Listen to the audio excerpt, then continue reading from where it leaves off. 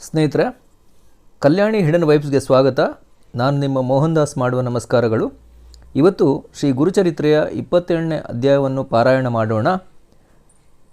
ಶ್ರೀ ಗಣೇಶಾಯ ನಮಃ, ಶ್ರೀ ಸರಸ್ವತ್ಯೈ ನಮಃ, ಶ್ರೀ ಗುರುಭ್ಯೋ ನಮಃ. ನಾಮಧಾರಕನು ಸಿದ್ಧಮುನಿಯ ಪಾದಗಳಿಗೆ ಎರಗಿ ಕೈಮುಗಿದು ಬೇಡಿಕೊಳ್ಳುತ್ತಲಿದ್ದಾನೆ. ಎಲ್ಲ ಶ್ರೋತೃಗಳು ಕೇಳಬೇಕು. ಸಿದ್ಧಯೋಗಿಯೇ, ನಿನಗೆ ಜಯ ಜಯಕಾರವಿರಲಿ. ಈ ಜಗತ್ತಿನಲ್ಲಿ ನೀನೇ ನಮ್ಮ ತಾರಕನು. ಜ್ಞಾನವನ್ನು ಪ್ರಕಾಶಗೊಳಿಸುವುದಕ್ಕಾಗಿಯೇ ನಮಗೆ ನಿನ್ನ ಚರಣಗಳನ್ನು ತೋರಿರುವಿ. ಶ್ರೀ ಗುರುಗಳು ಬ್ರಾಹ್ಮಣರಿಗೆ 4 ವೇದಗಳ ವಿಸ್ತಾರವನ್ನು ನಿರೂಪಿಸಿದರು. ಮುಂದೆ ಕಥೆಯು ಅದೆಂತು ವರ್ತಿಸಿತೆಂಬುದನ್ನು ಸ್ವಾಮಿ ವಿಸ್ತರಿಸಬೇಕು ಎಂದು ಪ್ರಾರ್ಥಿಸಿದನು. ಶಿಷ್ಯನ ವಚನವನ್ನು ಕೇಳಿ ಸಿದ್ಧಮುನಿಯು ಹೇಳತೊಡಗಿದನು. ನಾಮಧಾರಕ ಶಿಷ್ಯನೇ, ಕೇಳು. ಶ್ರೀ ಗುರುವಿನ ಮಹಿಮೆಯು ಅನುಪಮವಾಗಿದೆ. ಶ್ರೀ ಗುರುಗಳು ವೇದವಾದಿಗಳಾದ ಬ್ರಾಹ್ಮಣರಿಗೆ ಹಿತಕರವಾದ ಮಾತುಗಳನ್ನು ಎಷ್ಟೋ ಪರಿಯಾಗಿ ಹೇಳಿದರು. ಆದರೆ ಆ ತಾಮಸಿಗಳಾದ ಬ್ರಾಹ್ಮಣರು ಅದನ್ನು ಕೇಳಲಿಲ್ಲ. ವಾದ ಮಾಡುವಿರೋ, ಜಯಪತ್ರ ಬರೆದುಕೊಡುವಿರೋ ಎಂಬುದೊಂದೇ ಅವರಿಗೆ ಮುಖ್ಯವಾದ ಮಾತಾಗಿತ್ತು. ಆ ಬ್ರಾಹ್ಮಣರ ಮಾತುಗಳನ್ನು ಕೇಳಿ ಶ್ರೀ ಗುರುಮುನಿಗಳು ಬಹಳೇ ಕೋಪಗೊಂಡರು. ನಿಮ್ಮ ಅಂತಃಕರಣದಲ್ಲಿ ಇದ್ದಂತೆ ಸಿದ್ಧಿಯನ್ನು ಹೊಂದಿರಿ ಎಂದು ನುಡಿದರು. ಸರ್ಪದ ಪೆಟ್ಟಿಗೆಯನ್ನು ಇಲಿಯು ಕಡಿಯಲು ಹೋದರೆ ಮತ್ತು ಪತಂಗವು ದೀಪಕ್ಕೆ ಮುದ್ದು ಕೊಡ ಹೋದರೆ ಅವು ಆತ್ಮಘಾತ ಮಾಡಿಕೊಳ್ಳುವು. ಅದರಂತೆ ಮದೋನ್ಮತ್ತರಾದ ಬ್ರಾಹ್ಮಣರು ಶ್ರೀ ಗುರುಮೂರ್ತಿಯನ್ನು ಗುರುತಿಸಲಿಲ್ಲ. ಗೂಬೆಯಂತೆ ಒಲುಮೆಯಿಂದ ತಮ್ಮ ಪ್ರಾಣ ಕೊಡಲು ಮನಸ್ಸು ಮಾಡಿದರು. ಅಷ್ಟರಲ್ಲಿ ದೂರದಿಂದ ಹೋಗುವ ಒಬ್ಬ ಮನುಷ್ಯನನ್ನು ಗುರುಗಳು ಕಂಡರು. ಯಾವನೋ ಮಾರ್ಗಸ್ಥನಾಗಿ ಹೋಗುತ್ತಲಿದ್ದಾನೆ, ಅವನನ್ನು ಕರೆ ಎಂದು ಶಿಷ್ಯನಿಗೆ ಹೇಳಿದರು. ಶ್ರೀ ಗುರುಗಳ ವಚನವನ್ನು ಕೇಳಿ ಶಿಷ್ಯನು ಓಡಿ ಹೋದನು ಮತ್ತು ದಾರಿಕಾರನನ್ನು ಕರೆದು ಗುರುಗಳ ಮುಂದೆ ನಿಲ್ಲಿಸಿದನು. ಆಗ ಶ್ರೀ ಗುರುಗಳು ಅವನನ್ನು ಕುರಿತು, ನಿನ್ನ ಜಾತಿ ಯಾವುದು ಮತ್ತು ನಿನ್ನ ವೃತ್ತಾಂತವೇನು ಹೇಳು ಎಂದು ಹೇಳಿದರು. ಶ್ರೀ ಗುರುವಚನವನ್ನು ಕೇಳಿ ಅವನು, ಸ್ವಾಮಿ, ನಾನು ಮಾದಿಗನೆಂಬ ಹೀನ ಜಾತಿಯವನು. ನನ್ನ ವಾಸಸ್ಥಳವು ಊರ ಹೊರಗೆ ಇರುವುದು. ನೀನು ಎಲ್ಲ ಭೂತ ಮಾತ್ರರಲ್ಲಿಯೂ ಕೃಪೆಯುಳ್ಳವನು. ಅಂತೆ ಪ್ರೀತಿಯಿಂದ ನನ್ನನ್ನು ಕರೆದಿರುವಿ. ಅದರಿಂದ ನಾನು ಉದ್ಧಾರ ಗತಿಯನ್ನು ಹೊಂದುವೆನು ಎಂದು ದಂಡವತ ನಮಸ್ಕರಿಸಿದನು. ಇಂತಹ ಕೃಪಾಳುವಾದ ಪರಮಪುರುಷನು ಅಮೃತ ದೃಷ್ಟಿಯಿಂದ ನೋಡಿದನು. ಪರಿಸಗಲ್ಲು ಕಬ್ಬಿಣಕ್ಕೆ ತಗಲಿದರೆ ಅದು ಬಂಗಾರವಾಗಲು ತಡೆವೇ ಎಲ್ಲಿ ಅದು? ಅದರಂತೆ ಶ್ರೀಗುರು ನರಹರಿ ಸ್ವಾಮಿಗಳು ಆ ಪತಿತನ ಮೇಲೆ ಕೃಪೆ ಮಾಡಿದರು ಮತ್ತು ಶಿಷ್ಯನ ಕೈಯಲ್ಲಿ ಒಂದು ದಂಡವನ್ನು ಕೊಟ್ಟು 7 ಗೆರೆಗಳನ್ನು ಕೊರೆಯಲು ಹೇಳಿದರು. ಆ ಪತಿತನಿಗೆ 1 ಗೆರೆಯನ್ನು ದಾಟಲು ಗುರುಗಳು ಹೇಳಿದರು. ಗೆರೆಯನ್ನು ದಾಟಲು ಅವನಿಗೆ ಹೆಚ್ಚು ಜ್ಞಾನ ಉಂಟಾಯಿತು. ಯಾವ ಕುಲದಲ್ಲಿ ನೀನು ಜನ್ಮ ಪಡೆದೆ ಎಂದು ಗುರುಗಳು ವಿಚಾರಿಸಿದರು. ಪತಿತನು ಪೂರ್ವಜನ್ಮದ ಸ್ಮರಣೆಯಿಂದ, ನಾನು ಬಿಲ್ಲ ವಂಶದಲ್ಲಿ ಹುಟ್ಟಿರುವೆ, ನನ್ನ ಹೆಸರು ವನರಕ್ಷಕನೆಂದು ಇದೆ ಎಂದು ಉತ್ತರಿಸಿದನು. ಮುಂದೆ 2ನೆಯ ಗೆರೆಯನ್ನು ದಾಟಲು ಮೊದಲಿಗಿಂತ ಹೆಚ್ಚು ಜ್ಞಾನ ಉಂಟಾಯಿತು. ಆಗ ಅವನು ಎಷ್ಟೋ ವಾರ್ತೆಗಳನ್ನು ಮಾತಾಡ ಹತ್ತಿದನು. ಅದರಿಂದ ಎಲ್ಲರೂ ಅಚ್ಚರಿಗೊಳ್ಳ ಹತ್ತಿದರು. 3ನೆಯ ಗೆರೆಯನ್ನು ದಾಟಲು ಅವನಿಗೆ ಪೂರ್ವಜನ್ಮದ ಜಾತಿಯ ನೆನಪು ಉಂಟಾಯಿತು. ತಾನು ನದೀ ತೀರವಾಸಿಯಾದ ಗಂಗಾನುಜ ಎಂದು ಹೇಳಿದನು. 4ನೆಯ ಗೆರೆಯನ್ನು ದಾಟಿದಾಗ ತಾನು ಶೂದ್ರನು, ತನ್ನ ವ್ಯವಸಾಯಕ್ಕೆ ಹೋಗುವಾಗ ಸ್ವಾಮಿಗಳ ಕರೆ ಬಂದಿತೆಂದು ಹೇಳಿದನು. 5ನೆಯ ಗೆರೆಯನ್ನು ದಾಟಿದನು. ಆಗ ಮೊದಲಿಗಿಂತ ಹೆಚ್ಚು ಜ್ಞಾನ ಉಂಟಾಯಿತು. ತಾನು ವೈಶ್ಯ ವಂಶದಲ್ಲಿ ಹುಟ್ಟಿದವನು, ತನ್ನ ಹೆಸರು ಸೋಮದತ್ತನೆಂದು ನುಡಿದನು. 6ನೆಯ ಗೆರೆಯನ್ನು ದಾಟುತ್ತಿರಲು ತಾನು ಪ್ರಸಿದ್ಧ ಕ್ಷತ್ರಿಯನೆಂದು ಹೇಳಿದನು. ಅಲ್ಲದೆ ತನ್ನ ಹೆಸರು ಗೋದಾವರಿ ಎಂದು ನುಡಿದನು. ಬಳಿಕ 7ನೆಯ ಗೆರೆಯನ್ನು ದಾಟಿದೊಡನೆ ಒಳ್ಳೆಯ ಗಾಂಭೀರ್ಯದಿಂದ, ಸ್ವಾಮಿ, ನಾನು ಮೊದಲನೆಯ ವರ್ಣದವನು, ಬ್ರಾಹ್ಮಣನು, ವೇದಶಾಸ್ತ್ರ ಮೊದಲಾಗಿ ವ್ಯಾಕರಣವನ್ನು ಚೆನ್ನಾಗಿ ಅಭ್ಯಾಸ ಮಾಡಿದ ಅಧ್ಯಾಪಕನೆಂಬುದು ನನ್ನ ಹೆಸರು ಎಂದು ಹೇಳಿದನು. ಶ್ರೀ ಗುರುಗಳು ಆತನನ್ನು ಕುರಿತು, ಅಧ್ಯಾಪಕನೇ, ವೇದಾಂಗಗಳನ್ನೆಲ್ಲ ಅಭ್ಯಾಸ ಮಾಡಿರುವನೆಂದು ಹೇಳಿರುವಿ. ಈಗ ಈ ಬ್ರಾಹ್ಮಣರು ವೇದ ಚರ್ಚೆಗಾಗಿ ಬಂದಿರುವರು, ಇವರೊಡನೆ ವಾದ ಮಾಡು ಎಂದು ಅಭಿಮಂತ್ರಿಸಿದ ವಿಭೂತಿಯನ್ನು ಆತನ ಮೈಗೆಲ್ಲ ಚಿಮ್ಮಡಿಸಿದರು. ಅದರಿಂದ ಆತನ ಜ್ಞಾನ ಜ್ಯೋತಿಯು ಪ್ರಕಾಶಮಾನವಾಯಿತು.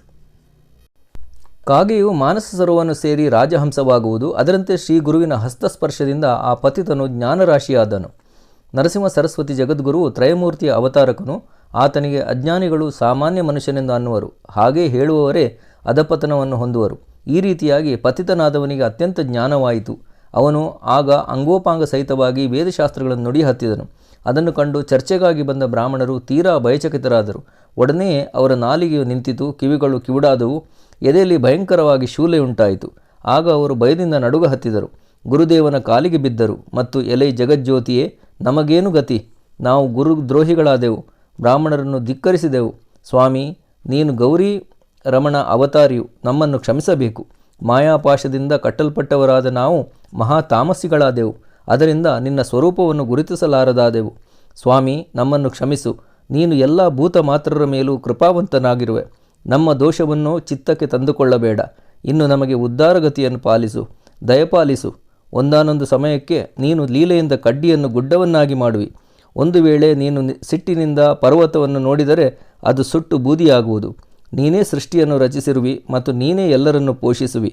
ಅಲ್ಲದೆ ಪ್ರಳಯಕ್ಕಾದರೂ ನೀನೇ ಕರ್ತನು. ಜಗದ್ಗುರುವೇ, ಈ ಬಗೆಯಾಗಿ ನೀನು ತ್ರಯಮೂರ್ತಿಯಾದವನು. ನಿನ್ನ ಮಹಿಮೆಯನ್ನು ವರ್ಣಿಸಲು ನಮಗೆ ಬುದ್ಧಿ ಇಲ್ಲ. ಶರಣಾಗತರಿಗೆ ವರಪ್ರದಾನ ಮಾಡಿ ಗುರುವೇ ನಮ್ಮನ್ನು ಉದ್ಧರಿಸು.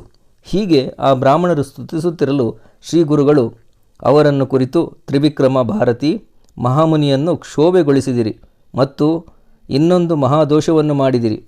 ಅದೇನೆಂದರೆ ಹಲವು ಸದ್ಬ್ರಾಹ್ಮಣರ ಮುಖ ಭಂಗ ಮಾಡಿ ಅವರನ್ನು ನಿಂದಿಸಿದಿರಿ. ಆ ಪಾಪದ ಫಲವನ್ನು ನೀವು ಉಣ್ಣಬೇಕು. ಆದ್ದರಿಂದ ಬ್ರಹ್ಮರಾಕ್ಷಸ ಜನ್ಮವನ್ನು ಹೊಂದುವಿರಿ. ತಾವು ಮಾಡಿದ ಕರ್ಮಗಳಿಂದ ದೊರೆಯುವ ಪಾಪ ಪುಣ್ಯದ ಫಲವನ್ನು ಭೋಗಿಸಬೇಕು. ಪಾಪದ ನಿವಾರಣೆಯಾಗದೆ ಸದ್ಗತಿ ಇಲ್ಲ ಎಂದು ನುಡಿದರು. ಗುರುನಾಥನ ಶಾಪವನ್ನು ಕೇಳಿ ಅವರಿರುವರು ಬ್ರಾಹ್ಮಣರು ಗುರುಗಳ ಪಾದಕ್ಕೆರಗಿದರು ಮತ್ತು ಗುರುವೇ, ಹಾಗಾದರೆ ಈ ಭವಸಾಗರದಿಂದ ನಮ್ಮ ಉದ್ಧಾರವು ಎಂದಿಗಾಗುವುದು? ಯಾವ ಬಗೆಯಿಂದ ನಾವು ದಂಡೆಗೆ ಮುಟ್ಟಬಲ್ಲೆವು ಎಂದು ಪ್ರಶ್ನಿಸಿದರು. ಶ್ರೀ ಗುರುನಾಥನು ಆ ಬ್ರಾಹ್ಮಣರಿಗೆ ಹೀಗೆಂದು ನಿರೂಪಿಸಿದನು. 12 ವರ್ಷಗಳವರೆಗೆ ನೀವು ಪ್ರಖ್ಯಾತರಾದ ರಾಕ್ಷಸತ್ವವನ್ನು ಹೊಂದುವಿರಿ. ಆದರೆ ಈಗ ನೀವು ಪಶ್ಚಾತ್ತಾಪ ಹೊಂದಿರುವುದರಿಂದ ನಿಮಗೆ ಶಾಂತಿಯೂ ಆಗುವುದು. ಶುಕ್ಲನಾರಾಯಣ ಪ್ರಶ್ನದ ಮೊದಲ ವಾಕ್ಯವನ್ನು ನುಡಿದರೆ ನಿಮ್ಮ ಪಾಪವು ಶುದ್ಧವಾಗುವುದು. ತಿರುಗುತ್ತಾ ಒಬ್ಬ ಬ್ರಾಹ್ಮಣನು ಬರುವನು. ಅವನು ನಿಲ್ಲಿಸಿದಲ್ಲಿ ಮುಂದಿನ ವಾಕ್ಯವನ್ನು ನೀವು ಹೇಳಿರಿ. ಅದರಿಂದ ನಿಮಗೆ ಉದ್ಧಾರಗತಿ ಉಂಟಾಗುವುದು. ಇನ್ನು ನೀವು ಇಲ್ಲಿ ನಿಲ್ಲಬೇಡಿ, ನದಿ ತೀರಕ್ಕೆ ಹೋಗಿ. ಆ ಸ್ಥಾನವು ಕುಳಿತುಕೊಳ್ಳಲು ಉತ್ಕೃಷ್ಟವಾಗಿದೆ. ಹೀಗೆಂದು ಗುರುಮೂರ್ತಿಗಳು ಆ ವಿಪ್ರರಿಗೆ ಆಜ್ಞಾಪಿಸಿದರು. ಊರ ಹೊರಗೆ ಹೊರಡುತ್ತಲೇ ಅವರಿಗೆ ಭಯಂಕರ ಹೃದಯ ಶೂಲೆ ಉಂಟಾಯಿತು. ನದಿ ತೀರಕ್ಕೆ ಹೋದೊಡನೆ ಆ ಬ್ರಾಹ್ಮಣರು ಪ್ರಾಣ ಬಿಟ್ಟು ಬ್ರಹ್ಮ ರಾಕ್ಷಸ ಜನ್ಮವನ್ನು ಪಡೆದರು. ತಾವು ಮಾಡಿದ ಕರ್ಮದ ಪರಿಮಾರ್ಜನೆಗೆ ಎರಡನೆಯವರಿಂದ ಏನೂ ಪ್ರಯತ್ನವಾಗದು. ತಮ್ಮ ಕರ್ಮದಿಂದ ವಿಪ್ರರು ತಾಮಸಿಗಳಾಗುವರು. ಅವರೇ ಘಾತಕಿಗಳೆಂದು ತಿಳಿಯಬೇಕು. ಶ್ರೀ ಗುರುವಚನವು ಹೇಗಾಗುವುದೋ ಅದು ಅನಿಶ್ಚಿತವಾದದ್ದು, ಎಂದೂ ಸುಳ್ಳಾಗದು. ಆ ಉನ್ಮತ್ತ ಬ್ರಾಹ್ಮಣ ಶ್ರೇಷ್ಠರು 12 ವರ್ಷಗಳವರೆಗಿನ ಗತಿಯನ್ನು, ಅಂದರೆ ರಾಕ್ಷಸತ್ವವನ್ನು ಹೊಂದಿದರು. ಶ್ರೀ ಗುರುಗಳು ಬ್ರಾಹ್ಮಣರನ್ನು ನದಿ ತೀರಕ್ಕೆ ಕಳುಹಿಸಿಕೊಟ್ಟರು. ಅನಂತರ ನಡೆದ ಕಥಾನಕವು ಯಾವ ವಿಧವಾಗಿ ವರ್ತಿಸಿತೆಂಬುದನ್ನು ಸಿದ್ಧನು ನಾಮಧಾರಕನಿಗೆ ಹೇಳಿದನು. ಇತ್ತ ಸ್ವಾಮಿ ಸನ್ನಿಧಿಯಲ್ಲಿದ್ದ ಪತಿತನು ಮಾತಂಗನು ಮಹಾಜ್ಞಾನಿಯಾದನು. ಹಿಂದಿನ 7 ಜನ್ಮಗಳ ಜಾತಿ ಸ್ಮರಣೆಯು ಆತನಿಗೆ ಉಂಟಾಯಿತು. ತಾನು ಪೂರ್ವಪರ ಬ್ರಾಹ್ಮಣನೆಂದು ಮನದಲ್ಲಿ ನಿರ್ಧರಿಸಿಕೊಂಡನು. ಆ ಪತಿತನು ಭಕ್ತಿಯಿಂದ ವಿನಯದಿಂದ ಶ್ರೀ ಗುರುವನ್ನು ವಂದಿಸಿ, ಅಜ್ಞಾನ ಮಾಯೆ ಎಂಬ ಕತ್ತಲೆಗೆ ಜ್ಯೋತಿ ಸ್ವರೂಪನಾದ ಜಗದ್ಗುರುವೇ, ಮೊದಲು ನಾನು ಬ್ರಾಹ್ಮಣನಾಗಿದ್ದೆನು, ನಡುವೆ ಹೀಗೆ ಹೀನ ಜಾತಿಯವನಾದೆನು. ಸ್ವಾಮಿ, ತಾವು ತ್ರಿಕಾಲದ ಸಂಗತಿಗಳನ್ನು ಬಲ್ಲವರು, ಮಹಾಮುನಿಗಳೇ, ನನ್ನ ಪ್ರಶ್ನೆಗೆ ವಿವರವಾದ ಉತ್ತರವನ್ನು ದಯಪಾಲಿಸಬೇಕು. ನಾನು ಜನ್ಮಾಂತರದಲ್ಲಿ ಯಾವ ಮಹಾ ದೋಷವನ್ನು ಮಾಡಿದ್ದೆನೋ ಅದನ್ನು ಸ್ವಾಮಿ ಪಿನಾಕಪಾಣಿಯಾದ ಶಂಕರನೇ, ನೃಸಿಂಹ ಸರಸ್ವತಿ ಸ್ವಾಮಿಯೇ ವಿಸ್ತಾರವಾಗಿ ಹೇಳುವ ಕೃಪೆಯಾಗಬೇಕು ಎಂದು ಬೇಡಿಕೊಂಡನು. ಶಿಷ್ಯನ ಪ್ರಶ್ನೆಯನ್ನು ಕೇಳಿ ಶ್ರೀ ಗುರುಗಳು ಪ್ರಕಟವಾಗಿ ಹೇಳಿದರು. ಹೀಗೆಂದು ಸಿದ್ಧಮುನಿಗಳು ನಾಮಧಾರಕನಿಗೆ, ಅಂದರೆ ಶಿಷ್ಯನಿಗೆ ಹೇಳಿದರು. ಹೀಗೆಂದು ಸರಸ್ವತಿ ಗಂಗಾಧರನು ಗುರುಚರಿತ್ರೆಯ ವಿಸ್ತಾರವನ್ನು ಹೇಳಿದನು. ಮುಂದಿನ ಕಥೆಯನ್ನು ಕೇಳಿದರೆ ಪತಿತನಾದವನು ಬ್ರಹ್ಮಜ್ಞಾನಿಯಾಗುವನು. ಇಂತೂ ಪುಣ್ಯ ಪಾವನವಾದ ಕಥೆಯನ್ನು ಎಲ್ಲರೂ ಕೇಳಿದರೆ 4 ಬಗೆಯ ಪುರುಷಾರ್ಥಗಳನ್ನು ನಿಶ್ಚಯವಾಗಿ ಬೇಗನೆ ಹೊಂದುವರು. ಇತಿ ಶ್ರೀ ಗುರುಚರಿತಾಮೃತೆ ಪರಮಕಥಾಕಲ್ಪತರೌ ಶ್ರೀ ನೃಸಿಂಹ ಸರಸ್ವತ್ಯುಪಾಖ್ಯಾನೆ ಸಿದ್ಧನಾಮಧಾರಕ ಸಂವಾದೆ ಮದೋನ್ಮತ್ತ ವಿಪ್ರಶಾಪಕಥನಂ ಪತಿತೋದ್ಧಾರಣಂ ನಾಮ 27ೋऽಧ್ಯಾಯಃ. ಸ್ನೇಹಿತರೆ, ಇದುವರೆಗೆ ಗುರುಚರಿತ್ರೆಯ 27ನೇ ಅಧ್ಯಾಯವನ್ನು ನೀವು ವೀಕ್ಷಿಸಿದ್ರಿ ಹಾಗೂ ಆಲಿಸಿದ್ರಿ. ಈ ಅಧ್ಯಾಯವು ತುಂಬ ಚಿಕ್ಕದಾಗಿರುವುದರಿಂದ 28ನೇ ಅಧ್ಯಾಯವನ್ನು ಕೂಡ ಪಾರಾಯಣ ಮಾಡೋಣ. ಬನ್ನಿ. ಶ್ರೀ ಗಣೇಶಾಯ ನಮಃ. ಶ್ರೀ ಸರಸ್ವತ್ಯೇ ನಮಃ. ಶ್ರೀ ಗುರುಭ್ಯೋ ನಮಃ. ನಾಮಧಾರಕನು ಸಿದ್ಧಮುನಿಯನ್ನು ಕುರಿತು ಮುಂದಿನ ಕಥೆಯನ್ನು ಹೇಳಬೇಕು. ಸವಿಯಾದ ಗುರುಚರಿತ್ರೆಯನ್ನು ಕೇಳಲು ನನ್ನ ಮನದಲ್ಲಿ ಉಲ್ಲಾಸ ಉಂಟಾಗಿದೆ ಎಂದು ವಿನಂತಿಸಿದನು. ಸಿದ್ಧನು ನಾಮಧಾರಕನೇ, ಕಥೆಯು ತೀರಾ ಮಹತ್ವವುಳ್ಳದ್ದಾಗಿದೆ. ಅದನ್ನು ಕೇಳುವುದರಿಂದ ಎಲ್ಲ ದೋಷಗಳು ಹೋಗುವು, ಜ್ಞಾನಜ್ಯೋತಿಯು ಪ್ರಕಾಶಗೊಳ್ಳುವುದು ಎಂದನು. ಶ್ರೀ ಗುರುವು ಪತಿತನನ್ನು ಕುರಿತು, ನಿನ್ನ ಪೂರ್ವಜನ್ಮಗಳನ್ನು ಕೇಳುವಿಯಷ್ಟೇ, ಚಾಂಡಾಲ ಜನ್ಮ ಉಂಟಾಗುವ ಪ್ರಕಾರವನ್ನು ವಿವರವಾಗಿ ಹೇಳುವೆನು ಕೇಳು. ಮಾತಂಗನೇ, ಜೀವನು ಮಾಡಿದ ಕರ್ಮಕ್ಕೆ ತಕ್ಕಂತೆ ಪಾಪ ಪುಣ್ಯಗಳ ಗತಿಯುಂಟಾಗುವುದು. ಇದರಂತೆ ಜನ್ಮ ಜನ್ಮಾಂತರಗಳಲ್ಲಿ ಕೆಟ್ಟ ಕರ್ಮಗಳಿಂದ ಕೂಡಿದ ಮನುಷ್ಯನು ಹೀನ ಜಾತಿಯನ್ನು ಹೊಂದುವನು ಎಂದು ಕರ್ಮ ವಿಪಾಕದಲ್ಲಿ ಪ್ರಸಿದ್ಧಿ ಇದೆ. ಬ್ರಾಹ್ಮಣ, ಕ್ಷತ್ರಿಯ, ವೈಶ್ಯ ವರ್ಣಗಳಿಂದಲೇ ಚಾಂಡಾಲ ವರ್ಣ ಉಂಟಾಗುವುದು. ಹೀನ ಜಾತಿಗಳುಂಟಾಗುವು. ಅವುಗಳ ವಿವರವು ಮುಂದೆ ಹೇಳಿದಂತೆ ಇದೆ. ಮೂಲತಃ ಈ ಚಾಂಡಾಲ ವೃತ್ತಿಯು ಬ್ರಾಹ್ಮಣ ಸ್ತ್ರೀಯಲ್ಲಿ ಶೂದ್ರನ ವ್ಯಭಿಚಾರದಿಂದ ಉಂಟಾಗುವುದು. 16ನೆಯ ಜಾತಿ ಚಾಂಡಾಲವು. ಬ್ರಾಹ್ಮಣ ಅಥವಾ ಚತುರ್ವರ್ಣಗಳು ಇವು ಶುದ್ಧವಾದ ಮೂಲ ಜಾತಿಗಳು. ಇವರು ಹಲವು ಬಗೆಯ ಪಾಪಕೃತ್ಯಗಳನ್ನು ಮಾಡುವರು. ಅದರಿಂದ ಹೀನ ಜಾತಿಗಳನ್ನು ಹೊಂದುವರು. ಚಾಂಡಾಲ ಜನ್ಮಕ್ಕೆ ಕಾರಣವಾದ ಮುಖ್ಯ ದೋಷಗಳನ್ನು ವಿವರವಾಗಿ ಹೇಳುವೆ ಕೇಳು. ಬ್ರಾಹ್ಮಣನು ದುರಾಚಾರಿಯಾಗಿ ವರ್ತಿಸಿದರೆ ಅವನು ಹೀನ ಯೋನಿ, ಅಂದರೆ ನೀಚ ಜಾತಿ ಅಥವಾ ವೃಕ್ಷದಲ್ಲಿ ಕ್ರಿಮಿಕೀಟ ಮುಂತಾದ ಯೋನಿಯನ್ನು ಹೊಂದುವನು. ಗುರು ಅಥವಾ ತಂದೆ ತಾಯಿಗಳನ್ನು ಬಿಟ್ಟು ಬೇರೆ ಇರುವವರನ್ನು, ಕುಲಸ್ತ್ರೀಯನ್ನು ಬಿಟ್ಟವನು ನಿಶ್ಚಿತವಾಗಿಯೂ ಚಾಂಡಾಲ ಯೋನಿಯಲ್ಲಿ ಜನ್ಮ ತಾಳುವನು. ಕುಲದೈವತವನ್ನು ಬಿಟ್ಟು ಬೇರೆ ದೈವತವನ್ನು ಪೂಜಿಸುವವನು, ಯಾವಾಗಲೂ ಸುಳ್ಳು ಮಾತನಾಡುವವನು ಚಾಂಡಾಲ ಯೋನಿಯಲ್ಲಿ ಹುಟ್ಟುವನು. ಯಾವಾಗಲೂ ಜೀವಹಿಂಸೆ ಮಾಡುವವನು ಮತ್ತು ಹೆಣ್ಣು ಮಕ್ಕಳನ್ನು ಮಾರಿಕೊಳ್ಳುವವನು, ಅಂದರೆ ಸುಳ್ಳು ಸಾಕ್ಷಿ, ಸುಳ್ಳು ಪ್ರಮಾಣ ಮಾಡುವವನು ಚಾಂಡಾಲ ಯೋನಿಯಲ್ಲಿ ಜನಿಸುವನು. ಶೂದ್ರಾನ್ನದ ಭೋಜನ, ಕುದುರೆಯ ಮಾರಾಟ ಮತ್ತು ಯಾವಾಗಲೂ ಶೂದ್ರ ಸಂಪರ್ಕ ಮಾಡುವ ಬ್ರಾಹ್ಮಣನು ಚಾಂಡಾಲನಾಗಿ ಹುಟ್ಟುವನು. ಸದಾ ಶೂದ್ರ ಸ್ತ್ರೀಯಳ ಸಂಘ, ನಿತ್ಯವೂ ವೇಶ್ಯೆಯ ಒಡನಾಟ, ದೇವ ಪಿತೃಕಾರ್ಯಗಳನ್ನು ಮಾಡುವಾಗ ಸಿಟ್ಟಿಗೆದ್ದು ಪಾತ್ರೆಗಳನ್ನು ಅಪ್ಪಳಿಸುವವನು ಪತಿತ ಯೋನಿಯನ್ನು ಹೊಂದುವನು.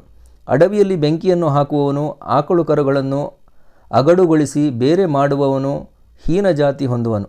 ತನ್ನ ತಾಯಿಯನ್ನು ಬಿಟ್ಟಿರುವವನು ಮತ್ತು ತಾಯಿ ಮಕ್ಕಳನ್ನು ಬೇರೆ ಮಾಡುವವನು ಚಾಂಡಾಲ ಯೋನಿಯಲ್ಲಿ ಹುಟ್ಟುವನು. ಎತ್ತಿನ ಮೇಲೆ ಕೂಡಿರುವ ಅಥವಾ ಶೂದ್ರರ ಅನ್ನವನ್ನು ಹರ್ಷದಿಂದ ಉಣ್ಣುವ ಬ್ರಾಹ್ಮಣನು ನಿಶ್ಚಿತವಾಗಿ ಚಾಂಡಾಲನೆಂದು ಶ್ರೀ ಗುರುಗಳು ಹೇಳಿದರು. ತೀರ್ಥಕ್ಷೇತ್ರಗಳಿಗೆ ಹೋಗಿ ಶ್ರಾದ್ದ ಕರ್ಮಗಳನ್ನು ಮಾಡದಿರುವ ಬ್ರಾಹ್ಮಣನು ಅಥವಾ ತೀರ್ಥಕ್ಷೇತ್ರಗಳಲ್ಲಿ ಎರಡನೆಯವರ ಅನ್ನ ಮತ್ತು ದಾನ ಸ್ವೀಕರಿಸುವವನು ಚಾಂಡಾಲನಾಗುವನು. ಷಟ್ಕರ್ಮಗಳನ್ನು ಮಾಡದ ಬ್ರಾಹ್ಮಣನು ಕಪಿಲೆಯ ಹಾಲನ್ನು ದೇವ ಬ್ರಾಹ್ಮಣರಿಗೆ ಅರ್ಪಿಸದೆ ಅಭಿಷೇಕ ಮಾಡದೆ ಕುಡಿಯುವವನು ಚಾಂಡಾಲ ಯೋನಿಯನ್ನು ಹೊಂದುವನು. ತುಳಸಿ ಪತ್ರವಿಲ್ಲದೆ ಹರಿಹರರ ಪೂಜೆ ಮಾಡುವವನು ಮತ್ತು ಶೂದ್ರರಿಂದ ಶಾಲಿಗ್ರಾಮವನ್ನು ಪೂಜೆ ಮಾಡಿಸುವವನು, ತಾಯಿ ತಂದೆಗಳ ಸೇವೆ ಮಾಡದವನು ಮತ್ತು ಅವರನ್ನು ಸಂರಕ್ಷಿಸದೆ ಬೇರೆ ಮಾಡುವವನು ಯಾವಾಗಲೂ ಚಾಂಡಾಲ ಯೋನಿಯನ್ನು ಹೊಂದುವನು. ಅಲ್ಲದೆ 7 ಜನ್ಮಗಳ ವರೆಗೆ ಕ್ರಿಮಿಯಾಗಿರುವನು. ಮೊದಲಿನ ಹೆಂಡತಿ ಇರುವಾಗಲೇ ಇನ್ನೊಬ್ಬಳನ್ನು ಮಾಡಿಕೊಂಡು ಮೊದಲಿನವಳನ್ನು ಬಿಡುವವನು ಹಾಗೆ ಹುಟ್ಟುವನು. ಬ್ರಾಹ್ಮಣ ಅತಿಥಿಯು ದಣಿದು ಬಂದಿರುವಾಗ ಅವನಿಂದ ವೇದ ಪಠಣ ಮಾಡಿಸಿ ಅನ್ನ ಹಾಕುವವನು ಚಾಂಡಾಲ ಯೋನಿಯಲ್ಲಿ ಜನ್ಮ ತಾಳುವನು. ಯೋಗ್ಯರಾದ ಬ್ರಾಹ್ಮಣರನ್ನು ನಿಂದಿಸಿದವನು, ಅನ್ಯ ಜಾತಿಯವರನ್ನು ಪೂಜಿಸುವುದು, ಉಪಜೀವಿಕೆಯ ಸಾಧನವನ್ನು ಅಪಹರಿಸುವುದು ನಿಶ್ಚಿತವಾದ ಚಾಂಡಾಲ ಯೋನಿಯನ್ನು ಹೊಂದಲು ಕಾರಣವು. ಕೆರೆ ಬಾವಿಗಳ ಒಡ್ಡು ಒಡೆಯುವವನು, ಶಿವಮಂದಿರದ ಪೂಜೆ ಕೆಡಿಸುವವನು, ಬ್ರಾಹ್ಮಣರ ಮನೆ ಮುರಿಯುವವನು ಪತಿತ ಕುಲದಲ್ಲಿ ಜನಿಸುವನು. ಸ್ವಾಮಿ ಸ್ತ್ರೀ, ಗುರುಸ್ತ್ರೀ ಮತ್ತು ಶತ್ರು ಮಿತ್ರ ವಿಶ್ವಾಸದವರ ಸ್ತ್ರೀ ಇವರೊಡನೆ ವ್ಯಭಿಚಾರ ಮಾಡುವವನು ಪತಿತರ ಮನೆಯಲ್ಲಿ ಹುಟ್ಟುವನು. ಇಬ್ಬರು ಹೆಂಡಿರಿದ್ದು ಇಬ್ಬರನ್ನು ಸಮನಾಗಿ ನೋಡಿಕೊಳ್ಳದವನು, ಮುಸ್ಸಂಜೆಗೆ ಅತಿಥಿಯು ಬಂದಿರುವಾಗ ಅವನಿಗೆ ಅನ್ನವನ್ನು ಹಾಕದವನು ಪತಿತನಾಗಿ ಹುಟ್ಟುವನು.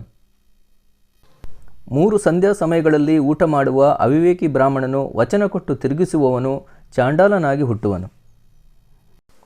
ರಾಜರು ಬ್ರಾಹ್ಮಣರಿಗೆ ಭೂಮಿದಾನ ಮಾಡಿದ್ದನ್ನು ಕಸಿದುಕೊಳ್ಳುವವರು, 3 ಸಂಜೆಗೆ ಮಲಗುವವರು ಚಾಂಡಾಲರಾಗುವರು. ವೈಶ್ವದೇವ ಸಮಯಕ್ಕೆ ಬಂದ ಅತಿಥಿಗೆ ದುಷ್ಟ ಮಾತುಗಳನ್ನಾಡುವುದು, ಆತನಿಗೆ ಅನ್ನವನ್ನು ಕೊಡದಿರುವುದು, ಹೀಗೆ ಮಾಡುವವನು ಹೀನ ಯೋನಿಯಾದ ಕೋಳಿಯ ಜನ್ಮವನ್ನು ಹೊಂದುವನು. ತೀರ್ಥಕ್ಷೇತ್ರಗಳನ್ನು ನಿಂದಿಸುವವನು, ಏಕಾದಶಿಯ ದಿನ ಭೋಜನ ಮಾಡುವವನು, ಕಾಳಗದಲ್ಲಿ ಒಡೆಯನನ್ನು ಬಿಟ್ಟು ಓಡುವವನು ಚಾಂಡಾಲ ಯೋನಿಯಲ್ಲಿ ಜನ್ಮ ತಾಳುವನು. ಪರ್ವಕಾಲದಲ್ಲಿ ಅಥವಾ ಏಕಾದಶಿಯ ದಿನ ಸ್ತ್ರೀ ಸಂಭೋಗ ಮಾಡುವವನು, ಶೂದ್ರರಿಗೆ ವೇದ ಮಾರ್ಗವನ್ನು ಕಲಿಸುವವನು ಚಾಂಡಾಲ ಯೋನಿಯನ್ನು ಹೊಂದುವನು. ಮೃತ್ಯು ದಿವಸ ಶ್ರಾದ್ದ ಮಾಡದೇ ಇರುವವನು, ತಾನು ಮಾಡಿದ ಪುಣ್ಯಕರ್ಮವನ್ನು ಪ್ರಕಟಗೊಳಿಸುವವರು, ದಾರಿಕಾರರಲ್ಲಿ ಕಪಟ ಮಾಡುವುದು ಚಾಂಡಾಲನಾಗಿ ಹುಟ್ಟಲು ಕಾರಣವು. ಬೇಸಿಗೆಯಲ್ಲಿ ಅರಣ್ಯದೊಳಗೆ ಪುಣ್ಯವಂತರು ಅರವಟ್ಟಿಗೆಯನ್ನು ಹಾಕುವರು, ಅದಕ್ಕೆ ತಡೆಯನ್ನುಂಟು ಮಾಡುವವನು ಚಾಂಡಾಲ ಯೋನಿಯನ್ನು ಹೊಂದುವನು. ನಾಡಿ ಪರೀಕ್ಷೆ ಇಲ್ಲದೆ ವೈದ್ಯಕೀಯ ಮಾಡುವವನು, ತಿಳಿದು ಬೇರೊಂದು ಔಷಧವನ್ನು ಪ್ರಯೋಗಿಸುವವನು, ಇವರು ಮಹಾಪಾತಕಿಗಳಾಗುವರು, ಚಾಂಡಾಲ ಜನ್ಮ ತಾಳುವರು. ದುಷ್ಟ ಬುದ್ಧಿಯಿಂದ ಚಾರಣ, ಮಾರಣ, ಮೋಹನ ಮೊದಲಾದ ಮಂತ್ರಗಳನ್ನು ಜಪಿಸುವವನು, ವೇದ ಮಾರ್ಗವನ್ನು ಬಿಟ್ಟು ಆಚರಿಸುವ ಬ್ರಾಹ್ಮಣನು, ಇವರು ಚಾಂಡಾಲರಾಗುವರು. ಗುರುವಿಗೆ ನರನೆಂದು ಹೇಳುವವರು, ಹರಿಹರರನ್ನು ನಿಂದಿಸುವವರು, ಬೇರೆ ದೇವತೆಗಳನ್ನು ಪೂಜಿಸುವವರು ಇಂತಹರಾದರೂ ಪತಿತರಾಗುವರು. ಬ್ರಾಹ್ಮಣ, ಕ್ಷತ್ರಿಯ, ವೈಶ್ಯ, ಶೂದ್ರರೆಂಬ 4 ವರ್ಣದವರು ಮತಿಮಂದರಾಗಿ ತಮ್ಮ ಕರ್ಮಗಳನ್ನು ತ್ಯಜಿಸುವವರು, ಬೇರೆ ಮಾರ್ಗಗಳಿಂದ ಆಚರಿಸುವರು. ಅವರೆಲ್ಲ ಚಾಂಡಾಲ ಯೋನಿ ಸೇರುವರು. ಶೂದ್ರನಿಂದ ಮಂತ್ರೋಪದೇಶವನ್ನು ಪಡೆದು ಅನುಷ್ಠಾನ ಮಾಡುವವನು ಅನೇಕ ಪಾತಕಗಳನ್ನು ಹೊಂದುವನು. ಇಂದು ಗಂಗೋದಕ ಆಕಳು ಹಾಲುಗಳನ್ನು ನಾಯಿಯ ಚರ್ಮದಲ್ಲಿ ಹಾಕಿದ್ದಕ್ಕೆ ಸಮವಾಗಿದೆ. ವಿಧವೆಯರ ಸಹವಾಸ ಮಾಡುವುದು, ಮನೆಗೆ ಬಂದ ಅತಿಥಿಯನ್ನು ಬೈದು ಬಳಲಿಸಿ ಅವನಿಗೆ ಅನ್ನದಾನ ಮಾಡುವುದು, ಶ್ರಾದ್ದದ ಸಮಯಕ್ಕೆ ಪಿಂಡ ಪ್ರದಾನ ಮಾಡದೇ ಇರುವುದು ಚಾಂಡಾಲ ಯೋನಿಗೆ ಜನ್ಮ ಹೊಂದಲು ಕಾರಣವಾಗಿದೆ. ತಾಯಿ, ತಂದೆ ಮತ್ತು ಗುರುಗಳನ್ನು ದ್ವೇಷಿಸುವವನು ಚಾಂಡಾಲ ಯೋನಿಯಲ್ಲಿ ಹುಟ್ಟುವನು. ಪುನಃ ಪುನಃ ಪಾಪ ವಂಶಗಳಲ್ಲಿ ಹುಟ್ಟಿ ಬರುವನು. ಗುರುವನ್ನು ನಿಂದಿಸುವವನು, ಯಾವಾಗಲೂ ಬ್ರಾಹ್ಮಣರನ್ನು ದ್ವೇಷಿಸುವವನು, ಬಹಳ ವೇದ ಚರ್ಚೆ ಮಾಡುವವನು ಬ್ರಹ್ಮರಾಕ್ಷಸನಾಗುವನು. ತಾನು ಒಬ್ಬ ಗುರು, ಒಂದು ದೈವತವೆಂದು ಭಜಿಸುತ್ತಿದ್ದು ಎರಡನೆಯ ದೇವರನ್ನು ಗುರುವನ್ನು ನಿಂದಿಸುವವರು ಅಪಸ್ಮಾರ ರೋಗ ಮತ್ತು ದಾರಿದ್ರ್ಯ ಪೀಡೆಯುಳ್ಳವರಾಗುವರು. ತಾಯಿ ತಂದೆ ಗುರುಗಳನ್ನು ಬಿಟ್ಟು ಬೇರೆಯಾಗಿ ವಾಸಿಸುವವನು ಮಹಾರೋಗಿಯಾಗುವನು. ಯಾವಾಗಲೂ ವೇದಗಳನ್ನು ದೂಷಿಸುವುದು, ಬ್ರಾಹ್ಮಣರನ್ನು ಅವಮಾನಗೊಳಿಸುವುದು, ತಾನು ಕರ್ಮಭ್ರಷ್ಟನಾಗಿ ವರ್ತಿಸುವುದು, ಮೂತ್ರ ಕ್ರಚ್ರ ರೋಗಕ್ಕೆ ಎಡೆಯುಂಟು ಮಾಡುವುದು. ಎರಡನೆಯವರಿಗೆ ಮರ್ಮಭೇದಕ ಮಾತುಗಳನ್ನು ಆಡುವವನು ಹೃದಯ ರೋಗಿಯಾಗಿ ಮಹಾ ಕಷ್ಟವನ್ನು ಭೋಗಿಸುವನು. ಗರ್ಭಪಾತ ಮಾಡುವವರು ಬಂಜೆಯಾಗಿ ಹುಟ್ಟುವರು, ಅವರಿಗೆ ಮಕ್ಕಳಾದಾಗ್ಯೂ ನಿಶ್ಚಿತವಾಗಿ ಸಾಯುವು. ಅದಕ್ಕಾಗಿ ಯಾರೂ ಗರ್ಭಪಾತ ಮಾಡಬಾರದು. ಧರ್ಮಶಾಸ್ತ್ರಗಳನ್ನು ಪುರಾಣಗಳನ್ನು ಹೇಳುತ್ತಿದ್ದಾಗ್ಯೂ ಕೇಳದಿರುವವನು ಕಿವುಡನಾಗುವನು. ಹೆಚ್ಚು ಊಟ ಮಾಡುವವರನ್ನು ನೋಡಿ ದೃಷ್ಟಿ ದೋಷವನ್ನುಂಟು ಮಾಡುವವನು ಸಹಿಸದವನು ಕುರುಡನಾಗಿ ಹುಟ್ಟುವನು. ಪತಿತರೊಡನೆ ಶರೀರ ಸಂಬಂಧ ಮಾಡುವವನು ಕತ್ತೆಯ ಯೋನಿಯಲ್ಲಿ ಜನ್ಮ ತಾಳುವನು. ಮತ್ತು ಆ ಪತಿತರಿಂದ ರಸ ಔಷಧಗಳನ್ನು ತಗೊಳ್ಳುವವನು ಚಿಗರೆಯ ಜನ್ಮ ಹೊಂದುವನು. ಬ್ರಹ್ಮಹತ್ಯೆ ಮಾಡಿದವನು ಆಗುವನು. ಶೆರೆಗಡುಕನು ಕಪ್ಪು ಹಲ್ಲುಳ್ಳವನಾಗುವನು.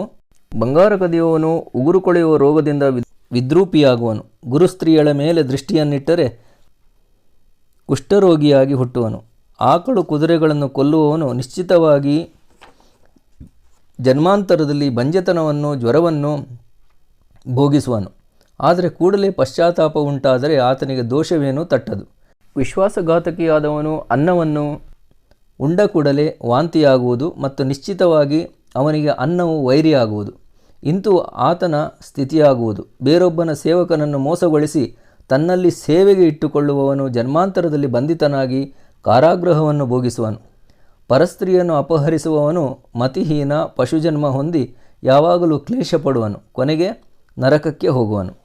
ಸರ್ಪಜಾತಿಯ ಪ್ರಾಣಿಗಳನ್ನು ಕೊಲ್ಲುವವನು ನಿಶ್ಚಿತವಾಗಿ ಸರ್ಪಯೋನಿ ಹೊಂದುವನು. ಇಂತಹ ದೋಷಗಳು ಹಲವಾರು ಉಂಟು. ಇನ್ನು ಕಳವಿನ ಪ್ರಕರಣವನ್ನು ಹೇಳುವೆ. ಬಂಗಾರವನ್ನು ಕದಿಯುವ ಮನುಷ್ಯನು ಪರಮ ಅಥವಾ ಮೂತ್ರರೋಗಿಯಾಗುವನು.